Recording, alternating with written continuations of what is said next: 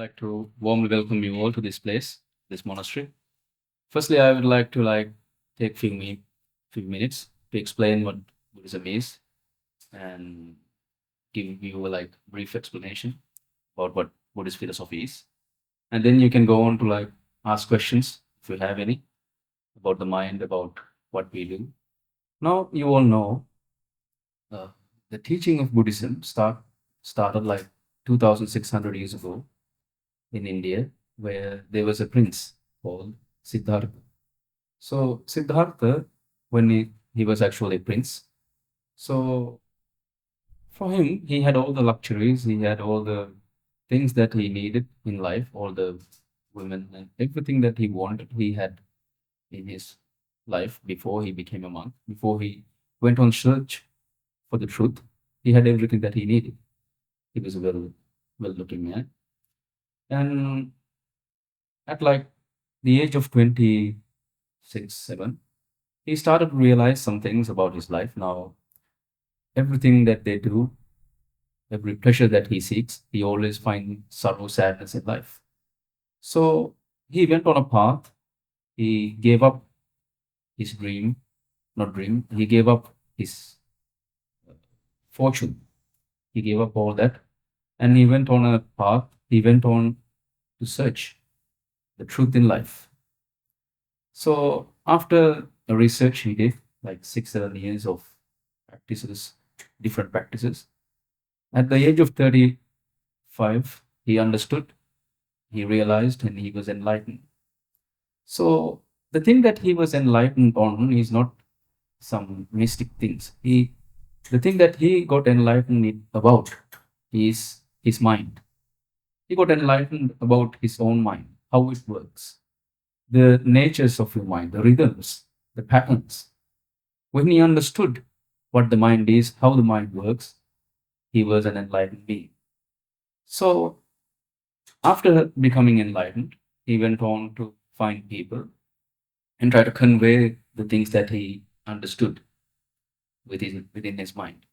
So, the first discussion he had was with 5 people who he was with for the enlightenment. In the path of his research, he met 5 people. So he went on to search for those 5 people. And the first discussion, the first sermon that he did after enlightenment, it starts with a beautiful sentence. It starts with him saying, all the monks, all the people in the world, they always work, their minds work in a dualistic nature.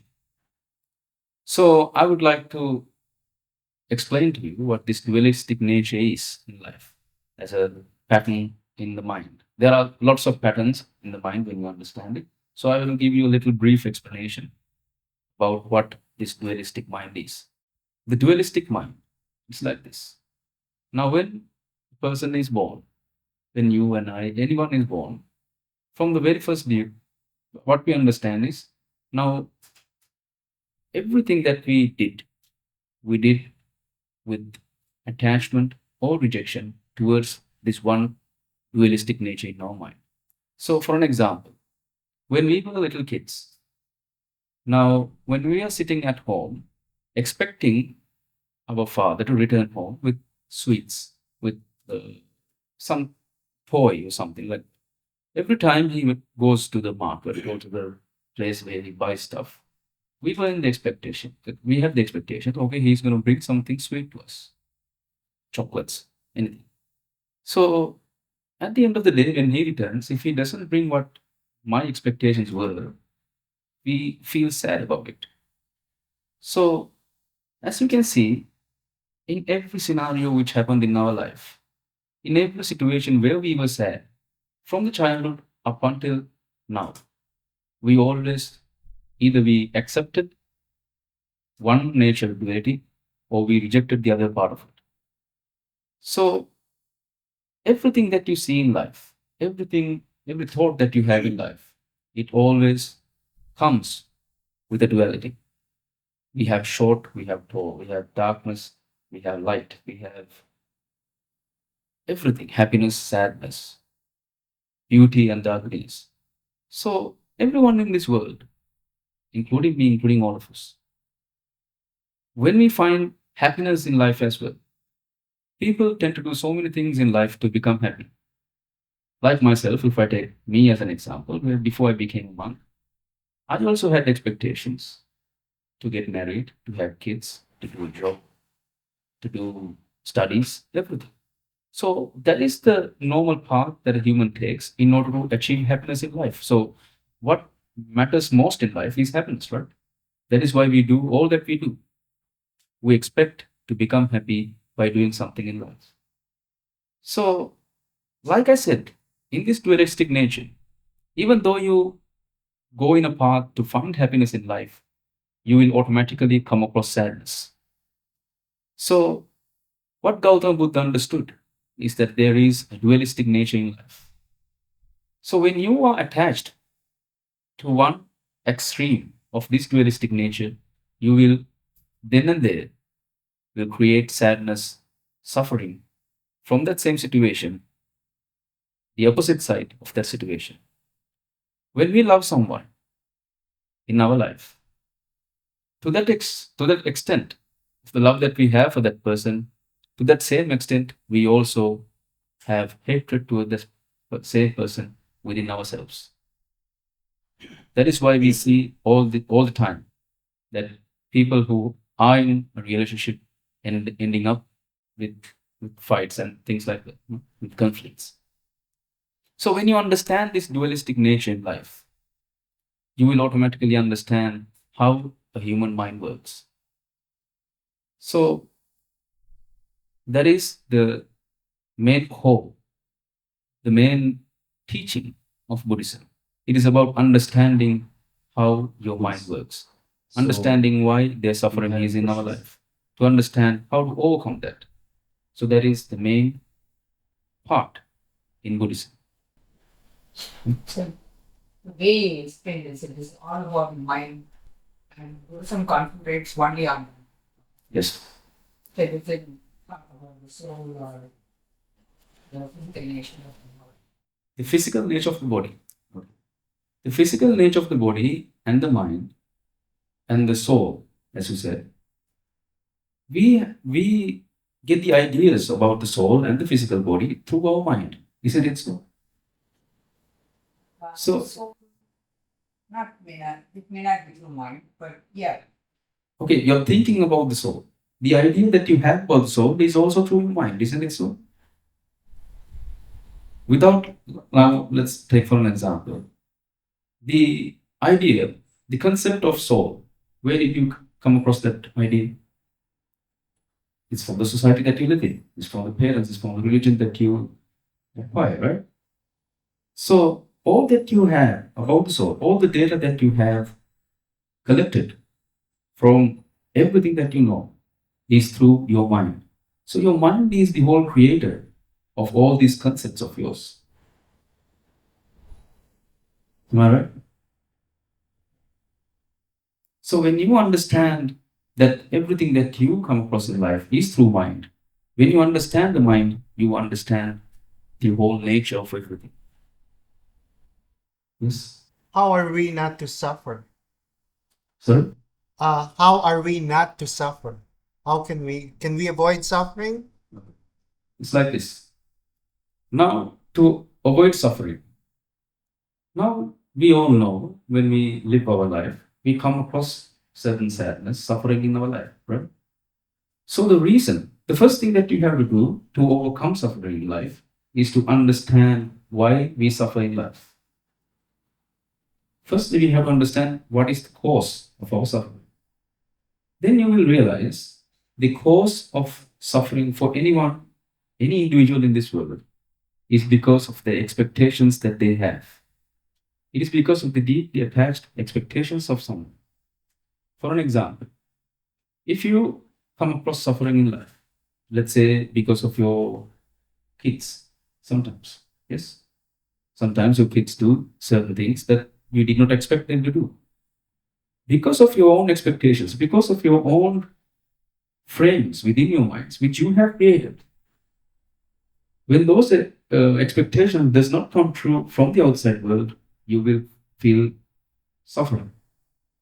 So to overcome suffering, what you have to do is to understand what the expectations that you had within yourselves. So when you understand the expectations that you have, when you see clearly the expectation that I myself created is the reason why I suffered, then your suffering will end. Did you understand that? Yes, I do. What about more physical suffering? For example, Oh. you know, cancer, shock, something that you did not anticipate. It's like this now. Mainly, suffering of a person comes in two major factors. You have the physical pain that you have and the mental suffering of a person. So that is the major suffering, the pain that a person will have. So for the pain that you have from your body, let's say cancer, disease that you might have, what you have to do is you can go to the doctors and ask them for medicine and get your body to heal, right? But when you have a cancer, the biggest problem when you have a cancer or a disease like that is now there is a bodily pain. There is a body pain that you have, but the body pain that you have will be multiplied like several times because of you do not understand the mind. Because of the misunderstandings that you have about your own mind, you will multiply the pain that you have. You're afraid of death. You're afraid of leaving your loved ones behind. You're afraid of losing your life that you have. You're afraid of the changes that will happen in your body. So that can be overcome through the understanding of your mind. When you understand your mind, you will get to know that everything that which has happened, it happens. The suffering that you have, the sadness that you feel every time that you feel that sadness because of your own misunderstandings about your mind. So the body pain cannot be overcome by understanding the mind. It has to be overcome through physicians and doctors by taking medicine. But the mental pain that you have, the mental pressure, the anxiety, the stress that you have can be overcome by understanding how the human mind works. So Buddhism is based on this dualistic mind. Yes. So in Buddhism, Gautam Buddha has taught different patterns on how the human mind works. So by those teachings, we understand. First, we learn these teachings, and then we apply those teachings in our own life. So by applying those teachings that he had taught, we understand the mind of our own. So that is the enlightenment that Buddhism speaks about. When you understand your whole mind, when you understand it to the fullest, you become a person with no desires, you become a person of enlightenment. Yes. How did you become? What motivated you to become a monk? What was your life before becoming a monk? It's like this. I became a monk when I was 20 years old. So first I had, like I said before, I had all the dreams that no one person had. I had dreams of becoming, you know, learning things and becoming a married person, kids and all that. I had all those dreams. But what motivated me in my life is by seeing at other people. Now they always look happy in life. They always search for happiness in life. But a single incident which they faces will make them upset. Some people will commit suicide with just a single incident. That sometimes doesn't even have value to them.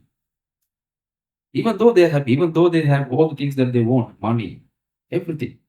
But a single incident helps them to make them suffer in life. So I want to search for another path.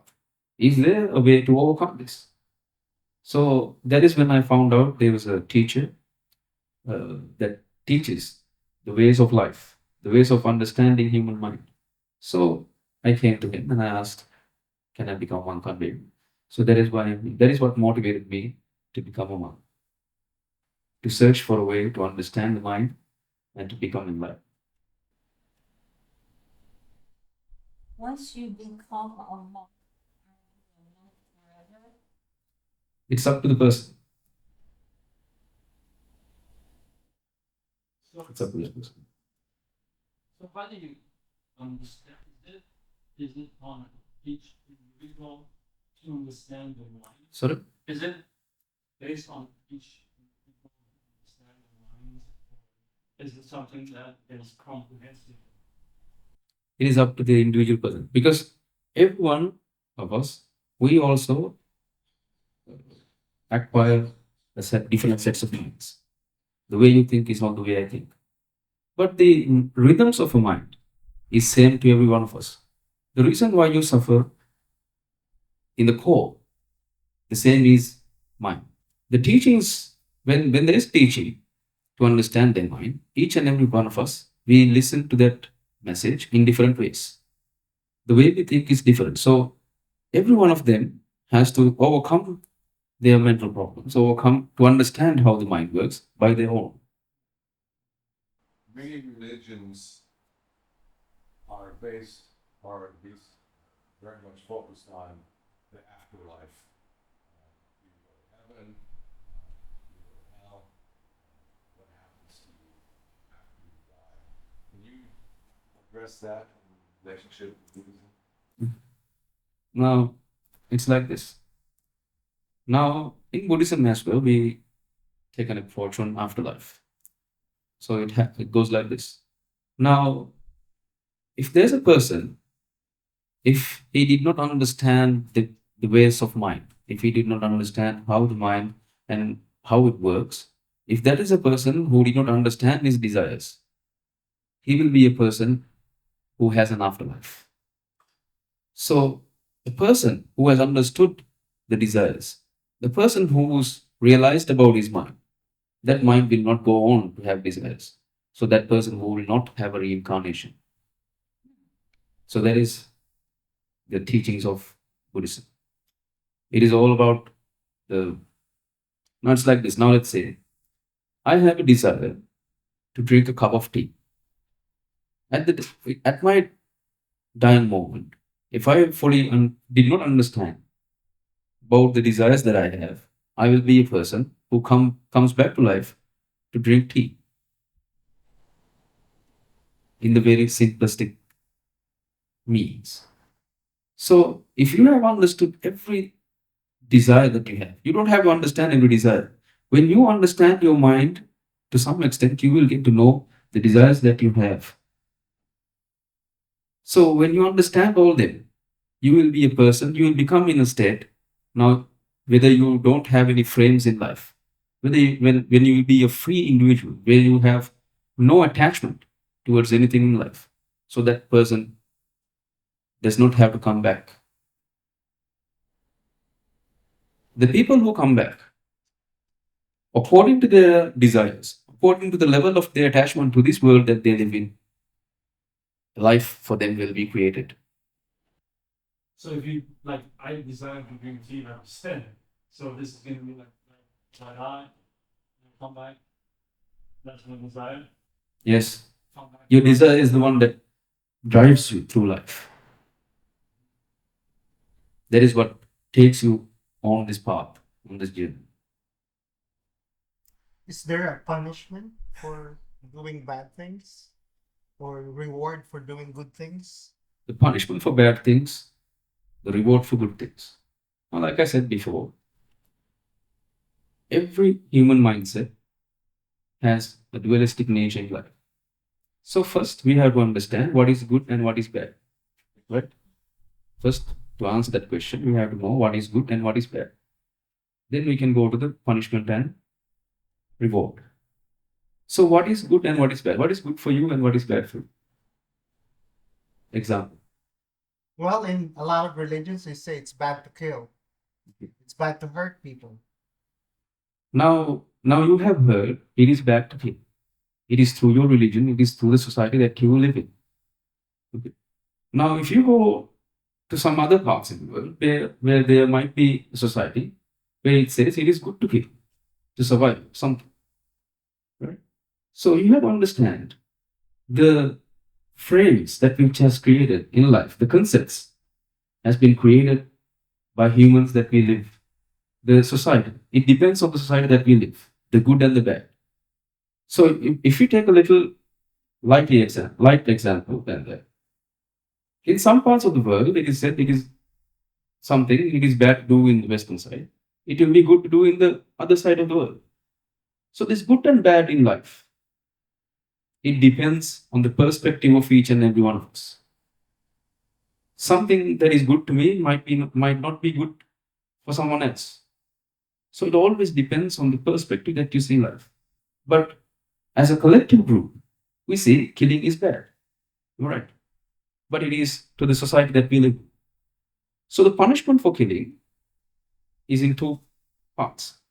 When you kill someone, there's something called law in every country, where you'll be punished by the law. That is one side. The other thing is there's a law in nature as well. When you do something to a person, it tends to do the same thing back to you.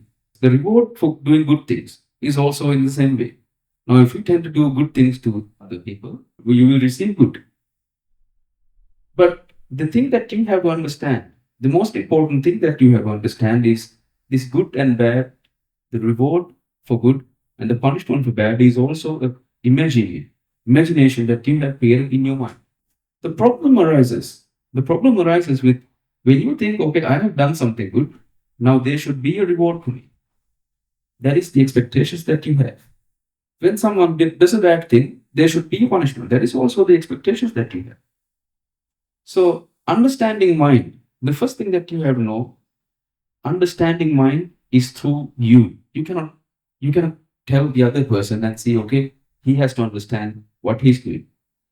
The most basic rule in Buddhism is the understanding this mind component has to happen within you. It is not to say to other people.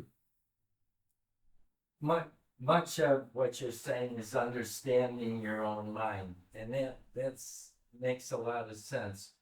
But how do you start understanding your mind? Especially if you had a tragedy happen to you and bad things happen, how do you go about understanding your own mind to get over that tragedy? It's like this. Now, if there's a person who has undergone tragedy in life, now he is in a mental pressure, he's in stressed out, depressed situation. So, understanding the mind begins with understanding that that person is suffering from something. Even if it is not a tragedy, people always suffer from many things which is happening in the world. They can build up situations to become sad in life. Right? Like I said before, a simple incident is enough to make them sad in life. So the process starts with understanding that that person is suffering from within himself. Then he has to realize it is not really the tragedy which has happened that makes him suffer. He has to realize the way he thinks is the reason for his suffering.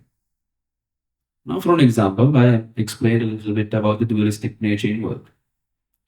Now, the tragedy that you explained, let's say an accident happened to someone that you loved. Now that person is dead. Now you are in a tragedy where you are really depressed. But in this dualistic nature, we cannot be sure what will happen in the next moment. There is an uncertain rule which applies to every moment in our life.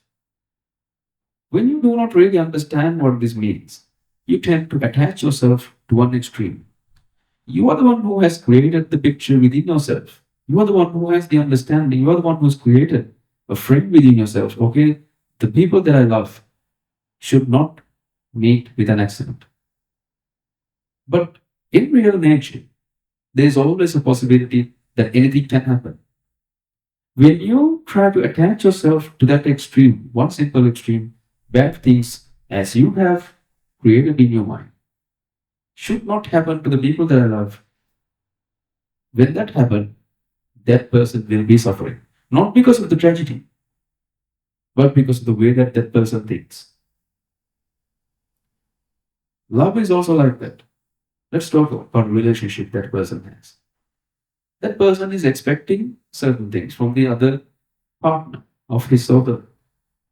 That is okay. I'm not telling you not to have expectations. But what happens is, when they go on living with certain expectations, if they are attached too much to the expectations that they have, the moment that expectation did not come true, when they are not fulfilled, that love that you have will automatically turn to hatred.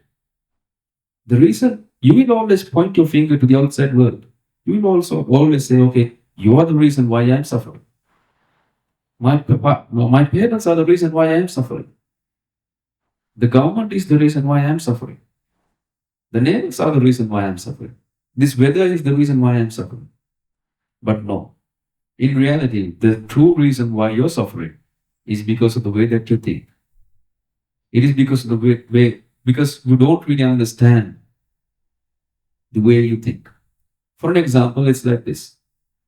Now let's say if I give you an exercise as I will give you a piece of paper, black paper, and I'll ask you to draw a demon on that piece of paper. I'll ask you to draw a devil. And then I'll ask you to color that demon. I'll give you colors. You can color that demon that you drew. And then I'll ask you to look at the picture that you drew and be scared of the picture that you drew. Cry looking at the picture that you drew. Can you do that?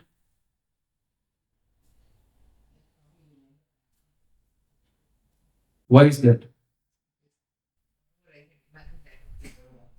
Yeah, because you know that you are the one who drew this demon. So the exact similar things happen within your mind as well. You imagine certain things in your life.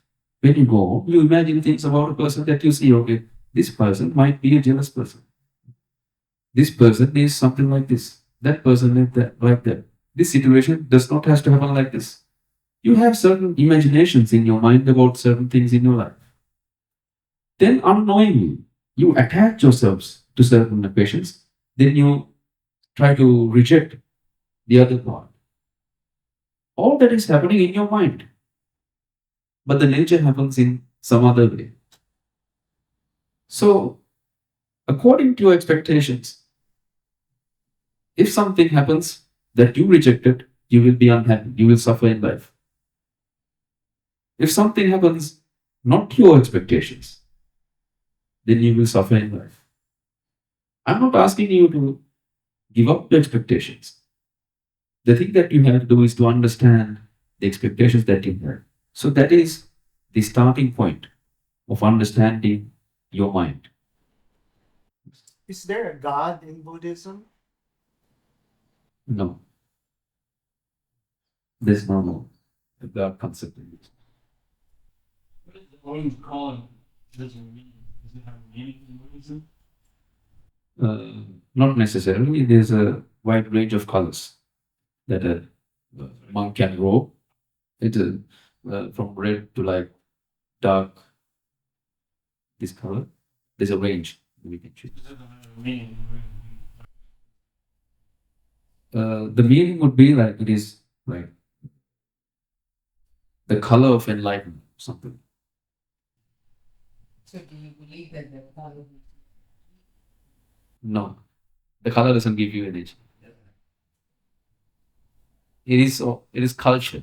It is culture, and it is, the things that have been made by the culture that we live in. Only thing that has actually an impact is your mind, is the way you think. So what's the state of enlightenment you relate to mind? Can you? When you reach enlightenment, Yes. so is there a mind there? Is there? Is there still a mind? When you have reached a mind of an enlightenment. Okay, I'll try to explain this with a example. Now, let's say, now I drink some water from the cup. Now imagine that you are not a person who has drunk water in your entire life.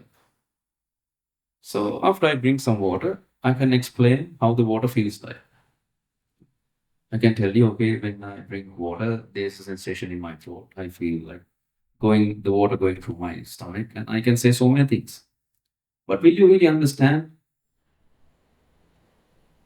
No. You can have certain ideas in your mind. But is that really true? But what you can do is, I can show you a path. Okay, come in here and take the glass of water and drink some. Then you know what water tastes like. So enlightenment is also the same. The mind of an enlightened person cannot be explained through words. I can try to give you an idea about what it looks like, but it is not the truth. There's no words in any language that we know that can describe what an enlightened mind looks like. But I can show you a path. The path is understanding the rhythms in your mind. When you go on to understand these rhythms in your mind, you from within yourself will feel the bliss that comes within when you understand your mind. Then you will realize, okay, this is true. In Gautama Buddha's time, I'll tell you a story which happened. There was a city called Kala. In Buddhist scripts, it says there was a city called Kala in Gautama Buddha's time. So when he went to that city, the people in Kala asked him a question. Okay, now you also preach to how to become enlightened. So before you, we had so many people who came in and said, okay, this is the way to enlightenment. You should do this and you will be enlightened. There are so many people who came and said so many different things, how to become enlightened. Now you are also a person, now you are also here, and now you are also trying to explain another way, okay, do this and you will be enlightened. So who's right and who is wrong? What should I pick? The people in Kalama is asking a question. Then Gautama Buddha replied saying, okay, that is a good question. For you to find the right path is by you going on a path for a certain time, and then you will understand from within yourself, is this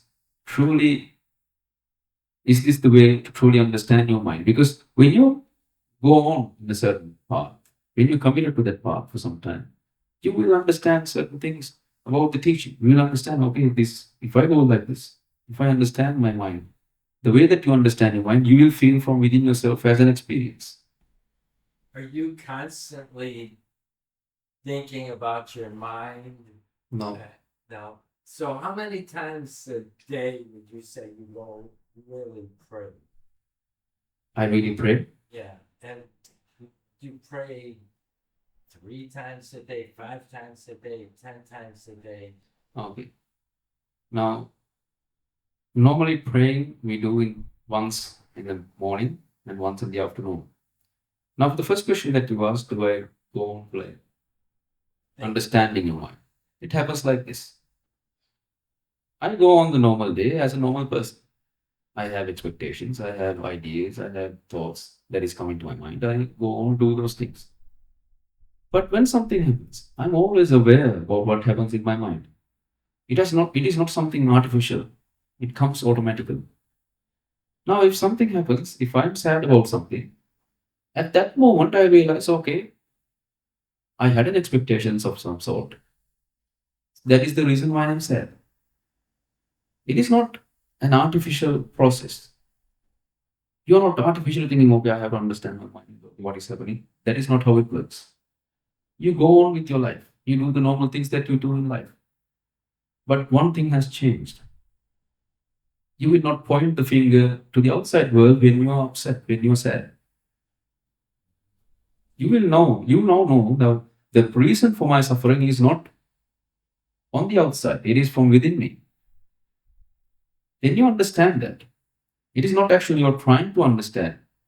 The understanding happens within yourself. You don't really try to go on, okay, I have to understand mine. You don't think like that. You go on to have the normal life that you had before.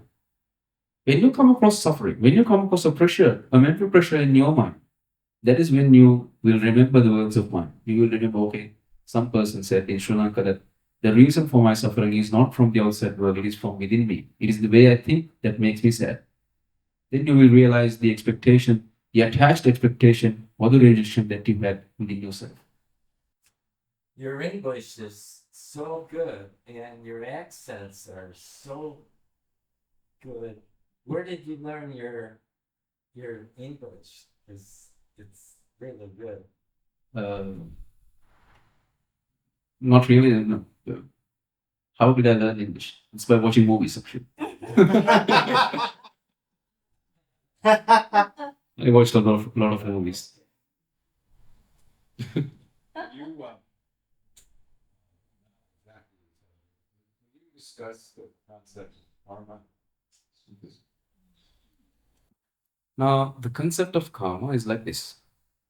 Now, Gautam Buddha has said, now, when you have thoughts, right? Every one of us, we work with the mind. Okay? We do certain things, we do all the things that we do by the help of mind, right? So, the process of karma happens like this. It is always your thought, the idea that you have of doing something, let's say the intentions. The intention of doing something good in your mind, you do that. The intention is that you want to do good to some person. So that intention will create karma in the way that you give. If the intention is bad from within you, the thing that you will receive is bad in your future. So that is the concept of karma, simply put. But the core in Buddhism is not about this karma that happens, which goes on. It is about how to stop the process of karma.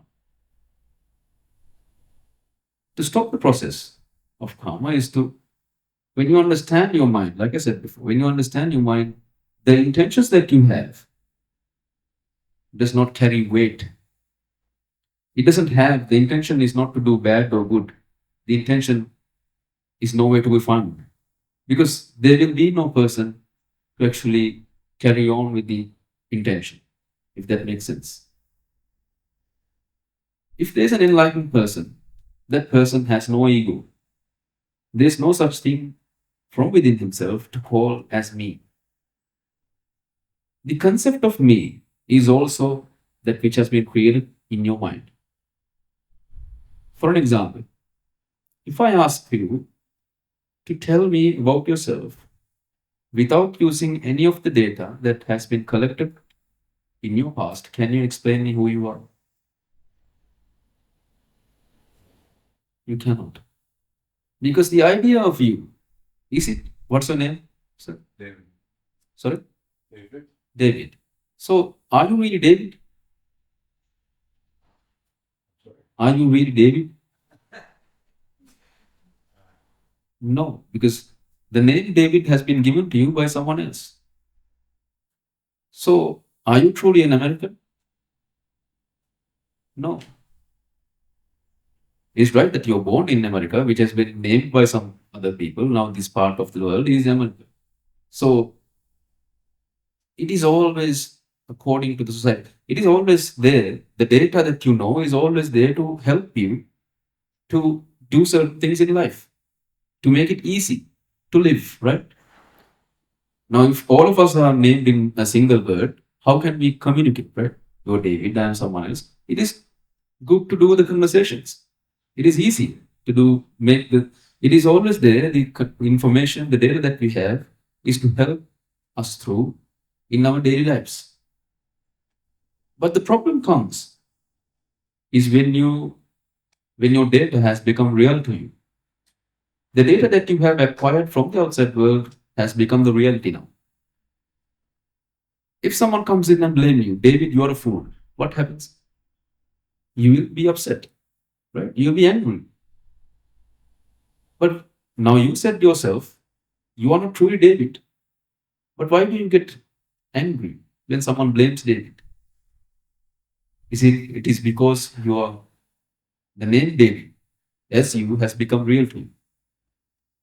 So when there's a person with an enlightened mind, he understands that everything that we know, every concept within this world, is everything has been created by my own mind. So that person understands what the mind is, every concept, everything. Now this is a mic, this is a mic, this is a clock. So is this really a clock? No, there's something there, but we don't know it's a clock. This has been named and helps us to look at the time, right? But what happens when someone else comes here and breaks this clock? He throws it down and it breaks. Now, if I'm a person who is attached and saying, okay, this is my clock, what happens is that will be a blow to my ego. So if there's a person who has understood their mind through and through, he no longer has an ego. If this person no longer has ego, there's no such thing called as myself. So that person will not have karma. That person has escaped karma. So if a person has ego and he does something, good or bad, intentional wise, that process will repeat on himself. The good and bad part is through perspective, like I said before. If I help someone, okay, now a person has fallen down, I go up there and I help them get up, intentional. Now that deed will come back reversely to myself. If I go and hit someone, that deed will also come back. The good and bad part has been created by ourselves. But there's another thing in karma as well. The things that are happening to you right now is because of karma. But suffering from things that are happening to you does not come to karma. Did you understand that? Let's say you meet up with an accident. You fell down the stairs and you broke your leg. So that part is included in karma. But suffering from it, not the bodily pain, but the mental distress that you have, is not through karma that you had. It is the way you think now. If someone betrays you, if you come across a situation where someone does something bad to you, you will feel the action that happens based on karma. But you taking revenge on that person, you being angry upon that person, does not come with karma. It happens then and there. Just to elaborate a little bit, it seems that Brad and Herb will then go on to the next reincarnation. Yes. Significant amount of that this life. Yes. So like I said, good and bad happens of you because you have ego. Okay? You are doing a certain action. The action will be repeated, but you are the person judging them to be good and bad. You do certain actions in your life. Okay? Forget about everything. Now let's say you do certain things in your life, you take some actions. Those actions will have consequences. Consequences, as it, the same things that you did will happen to you. But you are the one who is naming them good, something as good and something as bad. There is no real good and bad in this world. Everything, the good, bad, everything is created in your mind. You did certain action, you do some action, that is all right. You've made up with the situation and you do certain thing. That will be repeated. But naming it as good and bad has done by yourself. Does that make sense? How did you learn all this? What is So- the process of learning? I mean, how did you study? Service. Now, I studied most of the things that I know from our chief monk, who's not here. He's the one who's doing this normally. He's now in Australia. So the things that I know is through him. And the other thing is the learnings that I took. I do a research within myself from my own about all mine. Now, it's like this now. Every one of us, every human in this world, they know so many things about the outside world. We know how the Big Bang happened. We know how there are so many, like, so far away stars, how they are born, how the moon works, why it goes around. We know about so many subjects, science, technology. Why? Because we have given it time to understand these things. We have learned like 2-3 years, we have degrees. We are doing studies on these things. But the least known subject of a person is his own mind. The thing that you be a friend, a foe for your life, your own mind, that is the least known subject in anyone's life. Because we have not given enough time to understand this mind that we work with. We know about all those things. We know how to build buildings. We know how to build so many things, robots, AIs, and everything. But we do not know how a human mind works. How my mind works. Why I am suffering. Why there is pressure in my mind. No one knows. They always point their finger towards the outside. Or else they will go on to do some drugs. Or else they will go on to like so many different things. Some people take medicine because they have mental pressure. Yeah. Some people go on drinking. They become alcoholics because of the problems that they have. But when you understand the real reason for your problems that you have is the way that you think. It's simple as that. Take up any situation where you feel pressure, where you feel sad from within yourself. Every time that you felt sad, suffering within yourself is because of an expectation did not come true. Tell me, is there any other situation where you have come across that felt you sad, that makes you sad without an expectation that which did not come true in life? Is there any situation? No. Every time you're suffering, every time that you're sad, it is because of an expectation that which did not come true in life. That is the reason there are wars in the world. It is because of expectations. I'm not telling you not to have expectations, but understand how these expectations make you suffer in life. Understand the duality in life. When you understand the duality in life, you know when you try to attach yourself to this one extreme, you will automatically reject the other part. But the world happens in the mysterious ways. We don't know what will happen in the next moment. The next moment, either of those extremes can happen. So if you attach yourself to one extreme, when the other thing happens, you will suffer in life. So you were talking about stopping karma. Is there any from the faith? For example, Siddhartha, who's a prince, he didn't have to go to Brahma. To me, it sounds like was this fate. Be That is what I said now. When I meet a constant, when an accident happens to me, that is karma.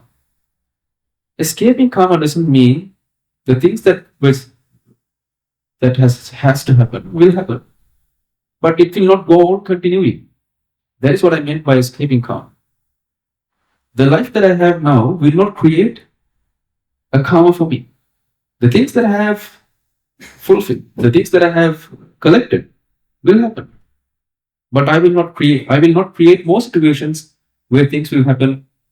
So it will be decreasing or but in this life if I'm only decreasing this and in another life if I'm only increasing, that is it's just Like I said, if you are an enlightened person, then you will not create more situations with more karma. Sorry? All the accumulated. All the accumulated ones will happen to your life. In the life that you have right now. You will not be reborn.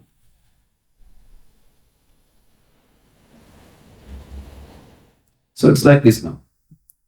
The things that I talk about, reincarnation, it is for you to believe or not. I cannot give you proof on that. Right? I cannot prove whether this will happen or not. But I can prove one thing to do in this life. It is by going on a path, like I said, with a simple example. If you grab the water cup and drink that, you will feel the sensation how the water feels. That I can guarantee in life. If you understand how the human mind works, if you understand how your mind works, you will not suffer in life. I'll give you an example that Gautama Buddha himself took to explain certain situation. Okay, then there was a person. That person was struck by a poisonous arrow. There was an arrow shot by some person, and it hit that person, and it is poison. Now, after that, person who was shot by the arrow, he was taken to a physician, a doctor. Now that doctor is trying to take this poisonous arrow out of that person. But before, that person is saying, okay, before you take this out, explain to me where the arrow came from. It is an example of, before you pull this out, tell me how this arrow, who shot this arrow? After the doctor, okay, now it is poison. Before it goes through the body, the doctor goes and search, okay, that person is the one who shot the arrow. And then he tries to take the arrow out. And he's saying, okay, no, don't take it out yet. I want to know what's the poison in this arrow. I want to know how the arrow was made. I want to know everything about this arrow. But that person is suffering from the wound. So he's saying, Gautama Buddha is saying, that is how normal people work.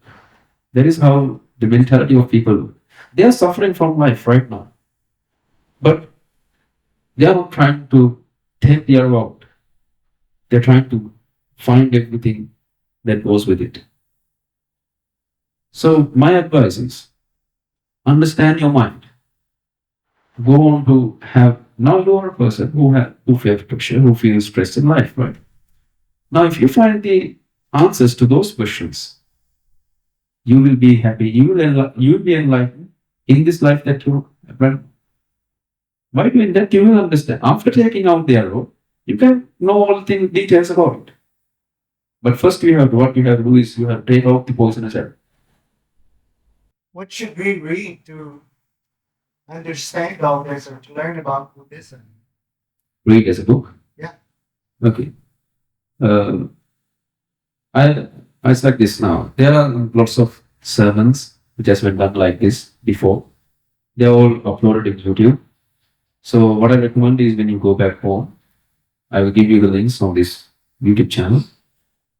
When you go on in your life, read one or not read, listen to one or two of these videos, and you will get to know more about how this mind of us works.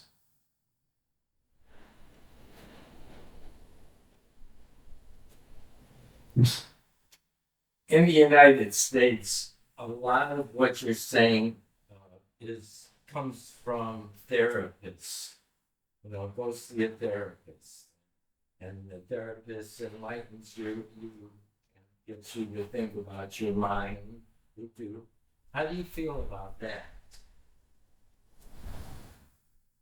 It's like this now. If there's a person who's suffering from their life, with the incident that has happened to that person, if there's a person, whether it's a therapist or not, if that person helps you to understand the mind that you have problems with, that is okay.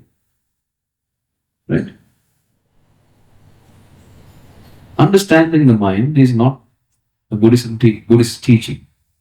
It is a teaching of a person who is enlightened. Enlightenment does not come with Buddhism.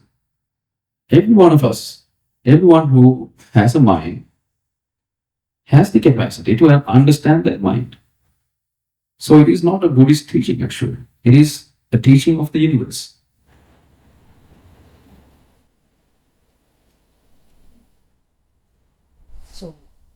Where did you join?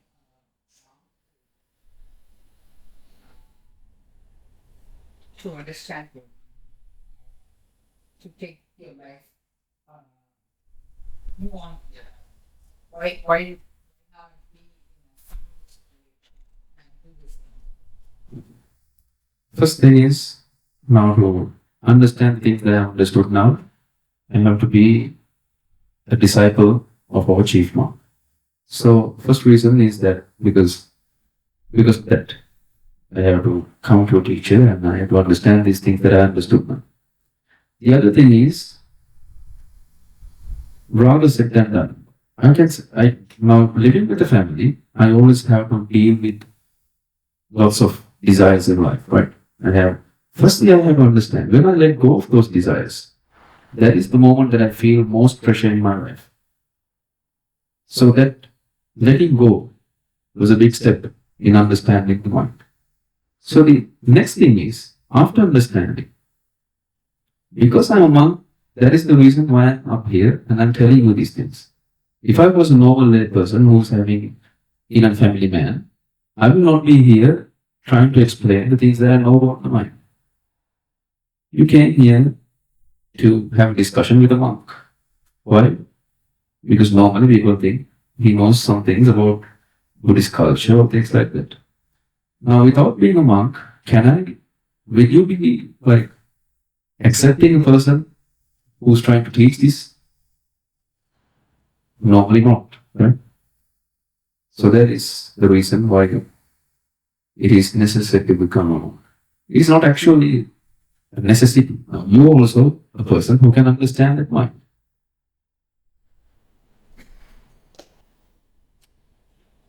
Question. Say, talking about Talking about greed.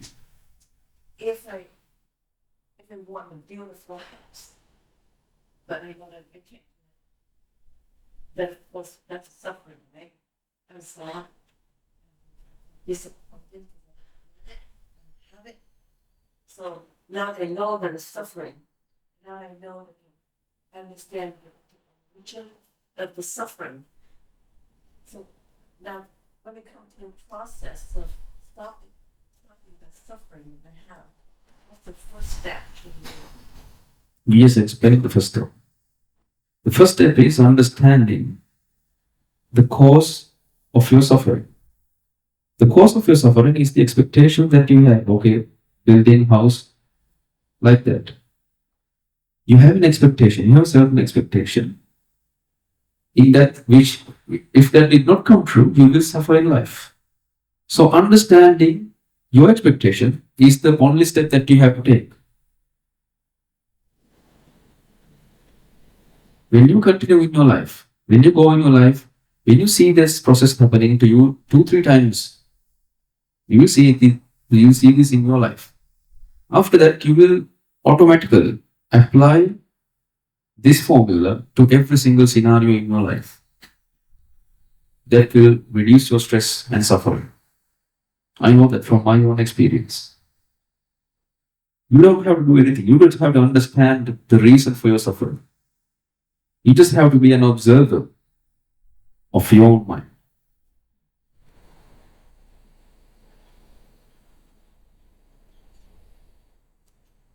What is the content and the purpose of prayer? And if there are no thoughts in Hinduism, what are those prayers? Okay. The prayers are being offered to Gautama Buddha's teachings, Dharma. What we pray is to the Dharma that we know. It is not an offering. It is just a thing that is been done by the society. It is always culture. Now it's like this. In Buddhism, it approaches every mental level of people. Now, there are people who really don't have the capacity to understand the human mind. For those people, it approaches them to do preachings, to do like offerings and stuff, to worship the pagoda statues, They worship all that in seeking bliss in their life. But there are some people who get the understanding, okay, this is not the core teachings of Buddhism. So for that people, there is the process of understanding their own mind in order to become enlightened. So preaching that we do, the praying that we do is the cultural thing.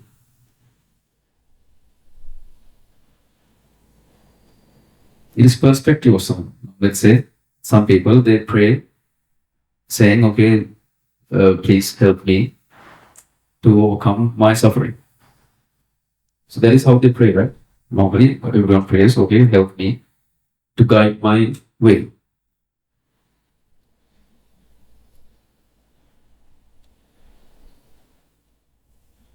So all medicine that's going on is not related to the Buddhism or the Buddhism that it's just the cultural stuff. Yes. Even wearing Oh. shaving the Yeah. head. The core of this teaching is about your mind. It is about understanding how it works. If you overcome your mind, will be. So If you overcome your mind, that's it. Then you have to live with the society that you're with. You have to adjust yourself and you will live with the people that you live with. There is two different things. When you understand your mind, you are an enlightened person. You will not fly, you will not go under the ground. You will be a same similar person that you were before. The only difference is you understand why they're suffering. You understand your own mind. That is the only difference. Nothing else. What is your daily routine? Is there a daily routine? Yeah. We wake up at 4 o'clock in the morning. Then we have a chanting session at 4:30. We do certain chantings. And then after that we do a cleaning, little bit of cleaning here and there. And at 6:30 we have breakfast. From 6:30 to 7, that goes on. And then we engage in normal daily stuff like construction work we do here. We have a campus which is going on in this place. We have like almost 200 students who's living here. We education. We've done everything for free. So we have some work to do in that sense as well. After that, we have lunch at 11:30. And then we do the things that we do in the normal day. We do some, helping with the kids, stuff like that, to help to build the accommodation for the next batch. We do certain things like that, construction work. And at 6:30 we have another chanting session in the afternoon. And after that, like 9 o'clock at night, we go to sleep. That would be the normal routine. So, only 2 meals, yes. Can you tell It is also culture. no dinner. No dinner, as in monk, it is said now you shouldn't have you shouldn't eat after 12. But if we do some hard work in the afternoon, we have dinners. Could you tell us what your diet consists of? Normal things that you eat. So, But no meat. no, we eat meat. All kinds of meat. In Buddhism, it says now there are 10 things that we should not eat: lions, elephants, peacocks. There's a list of 10. Okay. Other than that, you can eat it.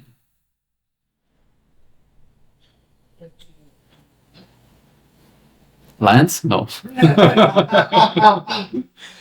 No, I eat meat. There's literally no difference.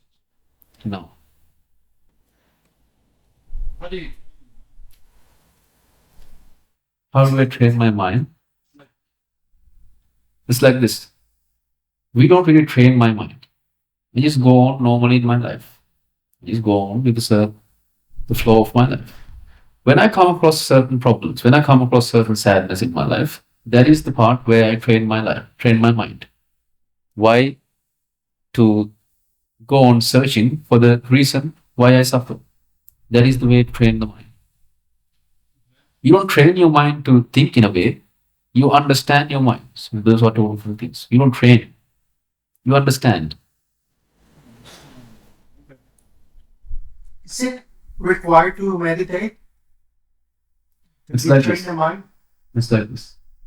Now, meditation is in two major practices. The mostly practiced, commonly practiced form is the stillness meditation, where you sit down in a quiet place, you put your hand above the other, and you close your eyes and you concentrate your mind on a certain thought.